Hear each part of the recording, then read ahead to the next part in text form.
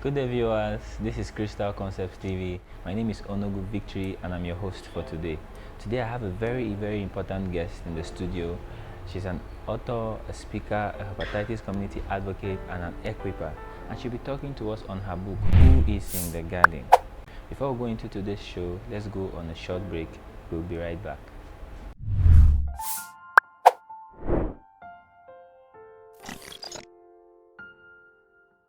Welcome back, viewers. If you're just joining us, this is Crystal Concepts TV, and with me in the studio is Mrs. Victoria ADEAYO. We are glad to have you, ma. Thanks for having me. Wow, you look pretty good this afternoon. Thank you. We're happy to have you in our studio today. Thank you for having me. So, madam, what inspired you into writing the book Who is in the Garden? Pretty simple.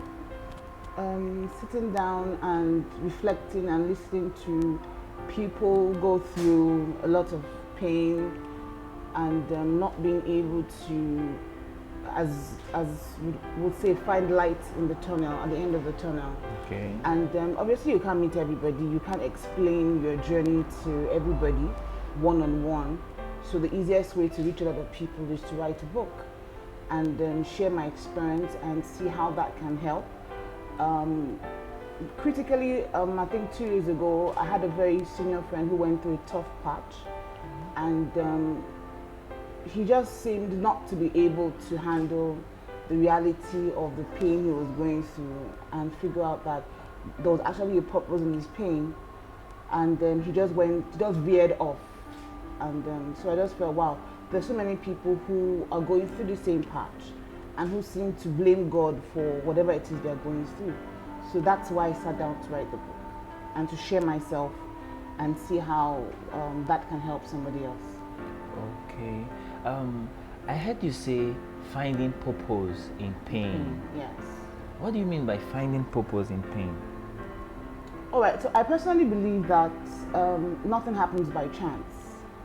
I believe that when you sit back and you look at the entire universe, you see order, you see purpose. And for me, it's crazy to think that the God of all universe would allow any of his children to go through anything without a specific purpose and agenda for it. So, and the scriptures are scattered with experiences of saints who have gone through tough patches and who, on hindsight, look back and see that, oh, there was something that God was trying to achieve in the pain. For instance, we look at the anchor of our entire faith, which is Christ. The Bible says, for the joy that was set before him, he endured this cross, he endured this pain. So there was a pain he went through, and he could go through it because he knew that there was something in front, there was a joy in front. And once we begin to look at whatever difficulty we're going through those lenses, then as the Bible also says, that whatever we're going through are light afflictions. We'll see it in that light, and then we'll get the strength to be able to go through because there's something in front that is waiting ahead of us. Wow, this is quite educating. So, madam, as a person, have you found purpose in any pain? Oh, yes, I have. Can you tell us a lot? Can you tell us about and one? That's why the book, that's one of the reasons I wrote, because I eventually, on hindsight, you see, when you're going through the tough patch, you really don't see the pain, you don't see the reason, you don't see the purpose. But it's about trusting the one who has allowed you to go through it. When Job was in that rough patch he was in, I am certain that if anybody had told Job, your story is going to be used to encourage billions of people across the world, Job would have wanted to slap the person who said that. Because right in the middle of the pain he was going through, he was even complaining, he was even talking to God, that God had to answer him back. I said, were you there when I was doing all this and this and this? But Job held on regardless. I have gone through a lot. I have lost 2 sons. I have gone through different things, and always at the point while I'm in, I may not see why I'm in that situation, but on hindsight, I can hold on and say, oh, this is why. So I'm here today with a book. But when I lost my first son, if you had told me I was going to write a book, I'd have told you, of course not. When I lost the second, if you had told me the same, I was like, if at the point I lost the first, I was already going through the motions of, okay, we should wake up in the morning, we should pray, we should do that. Oh, but after a certain encounter I had, which I share in the book, I had this exchange. And having that exchange didn't mean that I never felt the pain again. The pain was always there. Okay. But it meant that I always went back to that encounter and grounded my faith in that experience and held and allowed the Holy Ghost to hold my hand through it. And that has been a constant reminder. So even last year, even this year, I have gone through stuff, and I always have to remind myself, are you in the garden? Because the garden is a place of exchange. The garden is a place where you will constantly just drop the pain and allow the strength of the Holy Spirit to hold you, and then you move on. The Bible says, for this comfort we have received, we comfort others. So that's exactly what I'm trying to also achieve with the book. This is very interesting. All right, ma.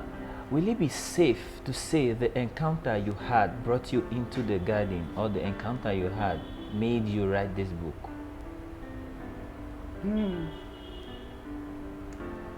The pain I had, so I share in the book that the next morning after the loss of my first son, I had people coming to me and trying to talk and all that, and I just walked. We had a garden in the premises I was staying, Okay. and I walked into that garden. That's why I titled the book like that. So I walked into that garden and had what would be one of the best experiences in my life: 1 hour of intense worship, Wow. personal exchange. Now, so did my pain push Worship me? in songs or worship in... You see, for me, it's not just in songs, worship in songs, worship in pouring out my heart, All right. worship in receiving. Now, for me, worship is not just singing and dancing. For me, worship is an exchange, and I explain, worship is an exchange where you pour out and you receive. It's like prayer. Jesus went into the Garden of Gethsemane and he poured out his heart to God. He was going, at that point, he was going to say, can't this cup pass over? He was in the garden. He poured out his heart. But he said what? Let your will be done. He received the strength. He received the strength to go and face the cross. So for me, that's the breaking point. Because you see, when the devil comes to you with a situation, or when you find yourself in a situation, it's either of two things. It's either you run away from God or you run to him. So for me, it's like everybody, when we go through stuff, can we run into the garden? But right now, the garden is not a physical place. It's a spiritual place. It's a constant spiritual presence where you're always exchanging. Constant spiritual presence where you're always exchanging. I think I'll take note of that. Where you're always exchanging. You're always exchanging. The burdens come, you exchange. The burdens come, you drop them down. You don't let, you see, when you do this, then the issue of depression is not something you're going to be dealing with, because when the heaviness comes, you drop them. You exchange. You receive of his strength. You receive of his grace. And you're able to move on. I've seen 16-year-olds and I'm like, oh wow, what would my first son have looked like? And at that moment where the pain is trying to overwhelm me, I drop it back. I drop it and I say, oh Father, thank you, because with this, I find strength in you. With this, I know that millions will be saved, millions will be encouraged. And I've met women, I've met men who are going through tough situations, and I just share my experience. Yeah. And that's really the whole essence of why we're here today. Wow. So madam, how would you relate this book, Who is in the Garden, with our present times, our present life? Present times, present life, regardless of what any individual is going through, regardless. Like I said, the garden is not a physical place anymore. Before somebody will wake up and say there's one garden somewhere, when you go there, pay 50,000 naira and you will, there's no physical garden anymore. It is a constant presence. It's a constant spiritual presence. It's a spiritual place. It's a spirit. It's a conscious relationship that we must have with our Father in heaven, because the world is raging. The state of the Nigerian economy is enough to throw anybody into a depression. But when you constantly remember that your economy is not of Nigeria, but of heaven. Your economy is from God. Your source, your supply comes from God. That is the consciousness Wow. That is the consciousness that we must begin to live in, or else the burdens and the pain. Okay, now this interview is happening at a time where the filling stations are really not selling fuel. People are finding it hard to even survive, right? Even without the fuel scarcity. Yeah. People are finding it difficult to even feed. Then you are now forced, compelled, if you're going to move with your vehicle, to buy fuel 10 liters at 4,000 naira. Some people are going to get, I got angry at a point, but you know what I had to do? I had to go back and tell myself, you know what, this is not your economy. Wow. This is not where you're from. You may be here, but you're not here. Your supply comes straight from heaven. That is the kind of presence I want to be able to encourage people to live in, because that's how we're going to survive in this present day. Wow. All right, viewers, I hope you're having an exciting and educating moment here. I hope so. So, Mr. ADEAYO, even as the writer, in what way has this book impacted you as a person? Wow, that's a deep one. I remember when I had to review the book before final printing, so I had to go through it again. And I sat down at night, quiet, and I started reading the book all the way again. And I had to stop and say, wow, did I write that? Because at the point where I was also reviewing, I was also going through a difficult patch. So it was also like ministering back to myself. As in, if Job could go through what he went through and he didn't deny God, if Job could find strength in what he went through, if the Hebrew boys could find strength in what they went through. The Hebrew boys are one of the stories that just blew me, because they didn't want to even know what was happening or what they were going to face. The Hebrew boys were not even sure whether God was going to show up or not. That was the beauty of their story for me. Because you see, we have our Christian walk, and we're so hopeful that God is going to show up the way we want him to show up. But these three boys were saying, you know what, King, even if he doesn't show up, we're not going to turn our backs. We're not going to bed. So for me, that was it. And at that point, I said, you know what, this thing, we're going to do it. I'm going to do it. I'm going to go through it. I don't want to wait for a sign to be sure whether to go ahead or not, or to be sure whether God is going to show up for me or not. If God has said, do this, and it's going to happen, then no matter how difficult the obstacles are coming my way, I'm going to push through. So yeah, while reviewing the book, it was a whole new refreshing encounter for me. And I even had to tell my mentor, I said, did I write this book? Because I have just been blessed all over again by it. Wow. Very interesting. So, ma, how would you recommend this book, and to whom would you recommend this book? Like, what's your target audience? My target audience is everybody. Everybody. Okay. I have sent the book out across general demography, broad demography. I've sent it to men, I've sent it to women, I've sent it to pastors, I've sent it to non-pastors, I've sent it to legal people. Everybody who is going through a tough time. Everybody who needs to understand that God is God regardless of what they're going through. Everybody who needs to understand that God doesn't change. God doesn't change. He doesn't change. Whether you believe in what he has said or not, he doesn't change. So like somebody I respect said, through the book, I'm believing that people will find purpose in their pain. They will find themselves in God regardless of where they are at. And so it's not a target. It's not women. It's not men. It's everybody. People will find themselves regardless where they are. Wow. All right, madam, can you kindly tell us, we'd like to know, what are the challenges you encountered writing this book? Personal encounters were personal encounters of me having to pour out myself.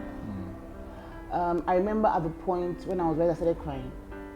At the point where I was talking about my first son, and I stopped and I started crying, and I was like, wow.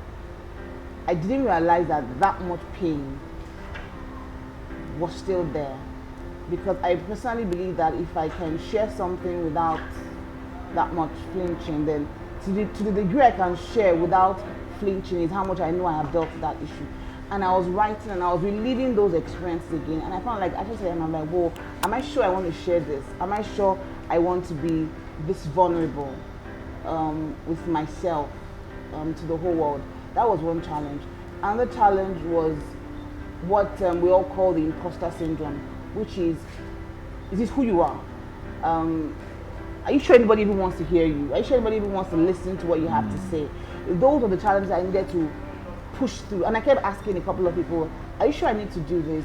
Do I even really need to do this? Is this even relevant for me to do this? And I kept getting encouragement. Pastor Paul kept giving me encouragement. Barrister Twain kept giving. I had a couple of people who kept saying, you know what, I have this friend, I think she's somewhere in the eastern country now, she kept saying, you know what, you can't do this, you can't do this. The world needs to hear how you've been able to and when the reviews came in from senior ministers who I term fathers in the gospel, when they gave me their review, I was like, wow, okay. Those were those icings on the cake. These were those heaven dews that helped to say, well, yeah, you need to do this. So yeah, I had those personal challenges while writing the book. Okay. Were they? I'd like to know specifically if there were challenges, like someone coming to you and say, Mr. ADEAYO, you can't do this, or don't do this. Was there a challenge? Well, maybe a couple of years ago when I started writing. Okay. Somebody said, why do you want to write this book? I tried to explain, but I had this offhand attitude. So I actually stopped it for a while. But then, while writing this time around, what I did was be very quiet. Okay. I've also learned to. Okay, you started before? I started before. Okay. And then I stopped. Then you stopped a while. And then this time around, when I had the leading again to pick it up, I started. And this time around, I was quiet about it. I didn't ask anybody's opinion anymore. I just sat down with it and put my head down. And in 3 weeks, I had shared what I felt I was able to share on the book. And when I had done that, and I had this piece, then I sent it to a couple of people to read, and they were like, wow. Then even along the line, I still met somebody who said, why do you want to write the book? And I'm like, because I feel led to write a book. And I left it at that. And I didn't bother trying to explain to anybody. Yes, I've learned not to explain. I've learned, and it has taken me years to learn that. I've learned not to explain. Once I believe it's what I'm supposed to, and I get the assurance I need. Whoever is questioning doesn't matter anymore. Doesn't matter anymore. And at that point, and I realized that once I got to that point and I pushed, even those I tried to critique were like, wow, well done. You've broken the glass ceiling. Well done. And for me, that has been one of the best experiences of my life. So going forward, if I have anything to do, I'm just going to follow the same process. Get the direct instruction I need, get the lead-ins I need, and then put my head down quietly, get it done, and then receive feedback gracefully. Because people don't really mean to. I believe that when people give you feedback, regardless of how they give it to you, it's out of love. So receive it gracefully, and move on with the dream. I think I've learned a lot. All right, viewers, I hope you had an exciting time, because I've been enjoying myself. First of all, she said we could find purpose in every pain, and I learned a lot from that. I actually learned a lot from that. And she said, regardless the feedback you get from people, it's out of love, no matter the way they put it. Wow. I think this is a very, very, very, very, very good one, and it's a must read for everyone. It's a must read for men, for women, everybody who is a guardian. It's a book that you should get. You should get and read for yourself. So, madam, on what platforms can we get this book? How can we get this book? Any bookshops, specific areas we could get this book? Currently, the books are on Amazon, Stella, and Okada Books. They're online. The books are also out physically. Okay. I should have brought them here, but I didn't. So the books are out physically, and they should be in bookshops very soon. And then I can always be reached to always send. All right. Books. So you see, you can get these books. If you can't get online, we could get the hard copy. I mean, you just get this book. Just get this book, because I think it's a book for the now. It's a book. It's a must read for everybody, at least. For the now, you should read this book at least to get insight, get more insight on what she has already shared. Thank you very much, madam. Thank you. We are very glad to have you in the studio today. Thanks for your time.